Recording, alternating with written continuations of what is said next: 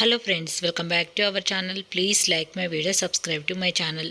మల్లె పువ్వులు గుత్తులుగా ఈ సీజన్ అంతా పూయాలి అంటే ఈ 3 కలిపి మల్లె చెట్టుకి ఇవ్వండి. ఇక్కడ వచ్చేసి ఒకటి నువ్వుల పౌడరు, ఇందులో ఇక్కడ ఇంకొకటి వచ్చేసి ఇక్కడ నేను పల్లి పొట్టు ఏదైతే ఉందో అది బాగా దంచేసాను ఒక దాంట్లో వేసి, అలాగే కొంచెం ఒక 2-3 టేబుల్ స్పూన్ అయితే శనగపిండి వేస్తున్నాను.